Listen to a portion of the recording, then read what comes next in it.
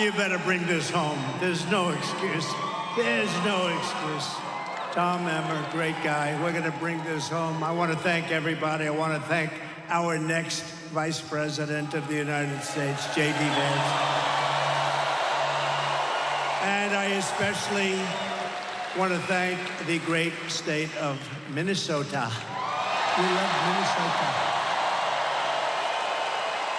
Before we begin, I want to condemn the evil attack on Israel that took place earlier today. A missile launched by Hezbollah killed at least a dozen children, young children.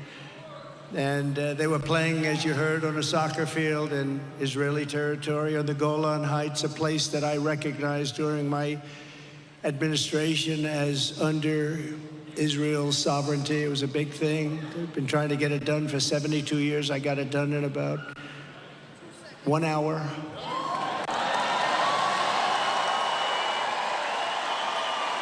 The savage Hezbollah terrorists struck these children with an Iranian precision missile. Dozens more were wounded in the attack, and sadly, the death toll is probably going to go very substantially higher. Our hearts go out to the families of these innocent children. No parent should have to suffer the terrible loss of a child at the hands of terrorists or anybody else. Today's attack on Israel cannot be forgotten, and it will go down as another moment in history created by a weak and ineffective United States president and vice president. They wouldn't have done this if I were the president. They wouldn't have done it. And they didn't. With time, this situation will only get worse for our country with the kind of leadership that we have right now, which is no leadership. It's probably worse than no leadership. It's negative. It's negative leadership. It must galvanize Republicans, Democrats, independents, conservatives, progressives, libertarians, and everybody else to put strength, respect, and power back into the USA where it belongs. This attack, just like the attack on October 7th or the Ukraine-Russia war, think of it, nor would country-busting inflation. You know, inflation is destroying our country. None of it would have happened. It would have never happened if we were president. It wouldn't have happened. It's a dangerous and terrible time for the world. And it's almost the entire fault of incompetent Biden-Harris administration. She who says that she wasn't the border czar. She wasn't the border czar for 3 years. She was the border czar. She let it be known, I am the border czar. Then she never went to the border. She's terrible. She's worse than he is, I'll tell you right now. I want to be nice. They all say, I think he's changed. I think he's changed since 2 weeks ago. Something affected him. No, I haven't changed. Maybe I've gotten worse, actually, because I get angry at the incompetence that I witness every single day, the way millions of people are pouring into our country. And that's the thing that must change, and it must change quickly. It's great to be back in this beautiful state with thousands of proud, hardworking American patriots.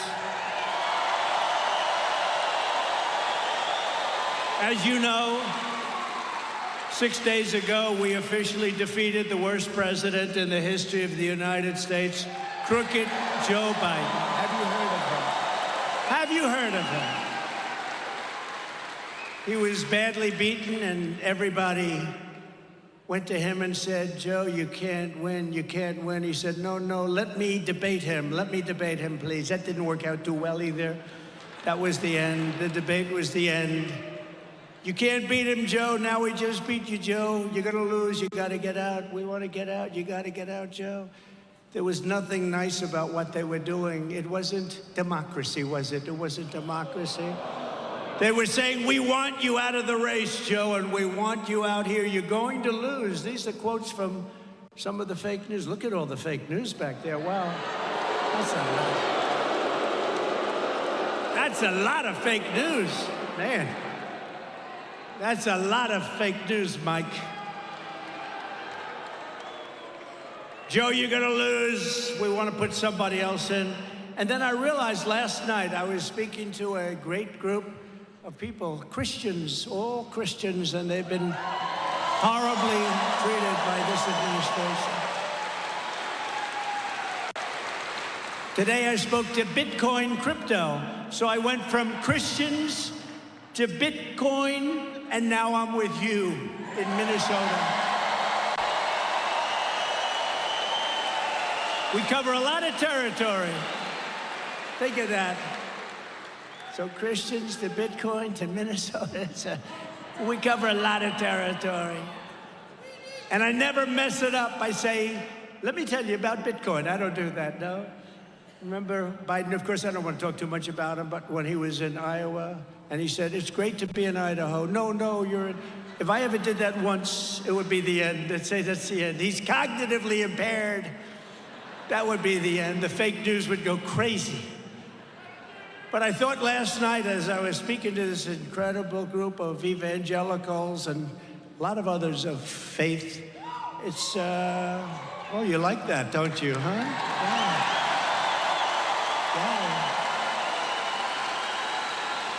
Wow. That means our country's coming a long way, because you put faith back, you put religion back into our country, it's going to be a much better place. I'll tell you that.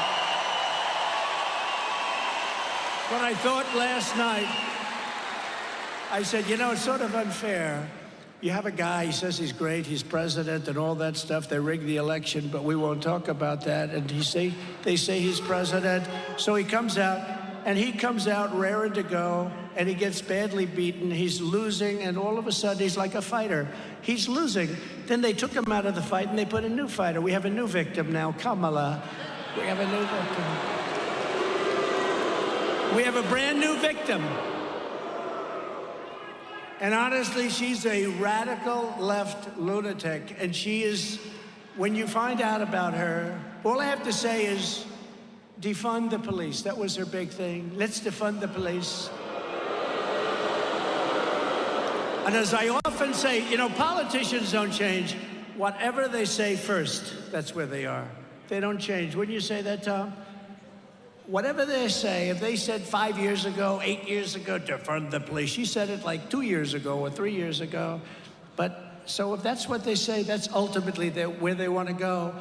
But this was really a coup of, and by the Democrats. This was a coup of a man that had 14 million votes. He wanted to run. They wouldn't let him run. They treated him horribly. They said to him, we can do it the nice way, or we can do it the hard way. To Joe, he's president. This was a coup of the presidency. They threatened him with the 25th Amendment. They said, Joe, we're going to threaten you with a thing called the 25th Amendment. You're cognitively and physically a mess. And if you don't get out, we're going to take you out with the 25th Amendment. And he said, I'll go. And then the fake news said, oh, he was so brave. He was so brave. No, he was forced to leave. So now we have a new candidate to defeat the most incompetent, unpopular, and far-left vice president in American history, probably the most far-left person in American history. Less than 4 months from now, Minnesota is going to defeat Kamala Harris.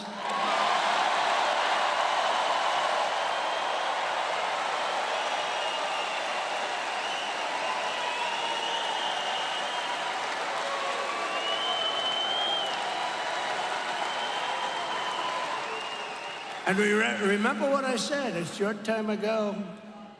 A short time ago, she strongly fought for many, many bad things. But to me, I love the police. We're not defunding them. We're going to fund them. Fund them. We're going to overfund them. She's just thinking. She's defund the police, and I'm overfund the police. We're going to overfund. We're going to evict this radical, competent administration from the White House, and together we are going to make America great again.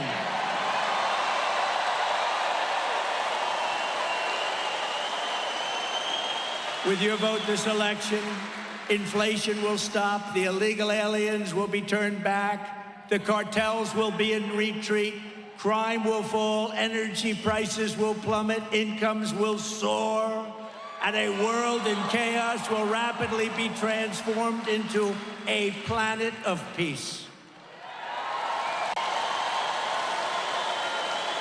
And very importantly, and you don't hear this anymore, the words you don't hear under the Trump administration, the American dream will come roaring back bigger, better, and stronger than ever before. The American dream will come back, right?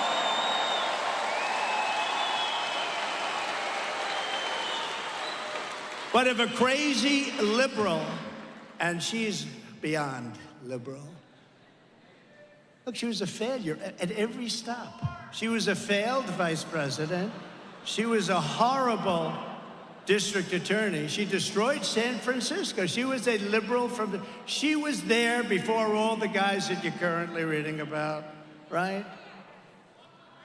If a crazy liberal like Kamala Harris gets in, the American dream is dead. I believe it's dead. I believe it's dead. Over the past 3.5 years, Border Czar Harris, which is what she called herself, even the New York Times today, they took an article out of the New York Times, Border Czar. Now, you know, they're deleting everything that says, these people back there are deleting everything. But we already have it. You know, 3 months ago, she was thought of so badly they were just killing her. And now that she's in this position, they're trying to make her into a, let's say, Margaret Thatcher. I don't think so. It's not going to happen. Margaret Thatcher didn't laugh like that, did she? Did she laugh?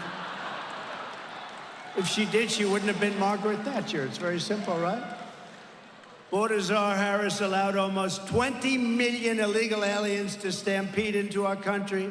If she gets another 4 years, it'll be 40 to 50 million more people in our country, and they'll be using Medicare and Social Security. They will be gone. They'll be wiped out. They'll be destroyed. There won't be a thing your government can do about it. She will kill Social Security and Medicare. As vice president, Kamala Harris cast the tie-breaking votes that created the worst inflation in half a century. I believe the worst inflation that we've ever had. You know, they don't use the real numbers. They don't use the numbers that are really, really bad, but they're bad enough to have the worst just about that anybody can ever even think of or remember, decimating working families. And if she wins, inflation will only get worse. It's going to get worse. Already energy and gasoline are going up. You see what's happening? More and more per gallon. We had it down to $1.87. We actually had it lower than that for a period of time. A Kamala Harris presidency means 4 more years of extremism, weakness, failure, chaos, and probably World War III. I really believe it. They have no, that's why this happened today in Israel. Shocking that it happened out of nowhere. A Trump victory will bring back leadership, competence, common sense, and strength to the Oval Office. That's what we had. We had no wars. We had no wars. Think of it. We had no wars. Remember when crooked Hillary Clinton used to say, he's going to get us into a war. Look at him. Look at his rhetoric. I said, no, my rhetoric's going to keep us out of wars. That's what happened. We had no wars. They didn't think about it. Putin would have never got in. Iran was broke. I told China, if you buy 1 barrel of oil from Iran, you're not doing any more business in the United States. And they didn't buy any. They didn't buy any. And we would have had to deal with Iran within 1 week after the election if the election didn't take that horrible turn. You know, we got millions more votes the second time than we did the first. The New York Times asked me, what happened the second time? I said, the second time we got like 10 million more votes, right? Oh, I never thought of that. The reporter said, oh, yeah, you're right, actually. Let's go to another question. But let's review Kamala's insanely liberal record. As a senator, she was ranked the #1 most radical left Democrat in the entire Senate. They say she made Bernie Sanders look like a moderate. He was unhappy with that today, did you see? He said, oh, no, I think I might have been more liberal than her. They were fighting over who's more liberal. If this country has a liberal president, this country is finished, okay, just so you know. And she's weak liberal. Just a few years ago, Kamala Harris co-sponsored Bernie Sanders' $32 trillion. You know what that means? That means file for bankruptcy as you're signing the legislation. Everything is gone. Your taxes will go up by 4 or 5 times, and it still won't be nearly enough. $32 trillion socialist takeover of the entire U.S. healthcare system. She endorsed outlawing private health insurance entirely. Many people have private health insurance. It's phenomenal. If they work hard and they make a little money, they want to have great health insurance. She wanted it outlawed. She supported giving free taxpayer-funded health care to all illegal aliens. Come on in. Come on in. Now, but just think of it. Everybody that comes into our country, including from prisons, mental institutions, insane asylums, you know, they go crazy when I mention Dr. Hannibal Lecter. You know who that was? They say, why does he keep mentioning Hannibal Lecter? Well, you see, he was a slightly troubled patient in an insane asylum, and he'd love to have you for dinner, you right there. He'd love to have you for dinner. But I mentioned him because we have people like that coming into our country. They're closing their insane asylums all over the world. They're sending their criminals into the United States. Venezuelan crime is down 72% because they're sending their criminals and their drug dealers and their prisoners to the United States. And next year, I think, instead of being here, which is a great place, I love this place, we'll go to Venezuela or someplace in South America where they've sent all their criminals to us, because we'll have a nice, safe event. We can go to Venezuela next year where the crime drops 72%, and we're going to have a nice, safe event, because in Minnesota, you will have lots of people that you don't have now, although many of them are here now. They're just sort of getting used to it. You'll have people from their jails and from their mental institutions in Minnesota. So we'll go to a nice, safe location. She co-sponsored the $100 trillion Green New Scam to abolish oil, coal, and natural gas. She pledged to ban fracking. No fracking. Oh, that's going to do well in Pennsylvania, isn't it? Remember Pennsylvania, I said it. She wants no fracking. She's on tape. The beautiful thing about modern technology is when you say something, you're screwed if it's bad. If you say it wrong, you're screwed. She said, I never said about fracking. Then we play about 90 tapes, you know. There will be no fracking.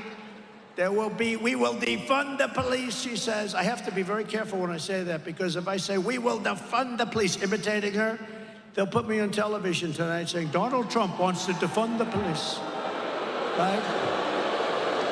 You gotta be very careful, Tom. Sarcasm doesn't work when you have a crooked press. You know, when I imitated him, because Biden, and I don't want to waste a lot of time, because it's over now, right? He's gone. I told you he would be. I told you he wasn't going to make it. I told you. In the debate, and they called for the debate. They wanted it early. I said, okay, I accepted every rule. Everyone said, why did you do that? I mean, you accepted CNN, you accepted fake Tapper, you accepted all of these things. Why did you do that? So I said, because it's the only way, because they thought I wouldn't do it. So I said yes, and they were shocked. But we had the debate, right? And he kept saying, like, they'd say Jake Tapper, fake Tapper. But I have to tell you, they were very fair. In my opinion, they were very fair. 95%. You can't ask for, I was shocked. They gained a whole level of respect. I really mean it. CNN, and both of them, they gained a level of respect, right? Don't you think so? I do. I told them that. I called them both up. But I never saw a debate like this, so, you know, we give it a certain period of time, and I'm running. I got to talk very fast because there's so many things to say. My mind is rushing, boom, and I hit it right on the butt. But they kept saying to him, sir, you have 92 seconds left. What? You have 92 seconds left. And I said, I'll take it. They said, no, you're not allowed to. You have 92 seconds. And he was like, oh, next question. So you have 38 seconds remaining. What? Oh. So we got off to a good start. But from the time of the debate. We're listening here to former President Donald Trump speaking in St. Cloud, Minnesota. We do have to step away for our final commercial break of the hour. We head back out to this next.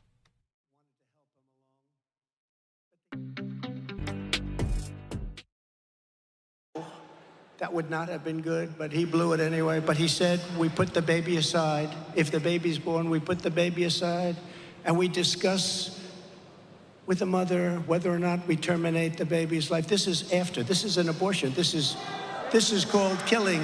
This is called a word beyond abortion. This is called execution.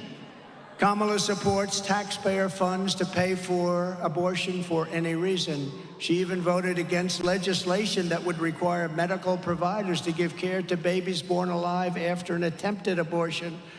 They're the radical ones. You see, the Democrats really, and not all of them, because most of them agree with us, they're the radical ones, whereas our position is that abortion is now back to the states. They've wanted to have this.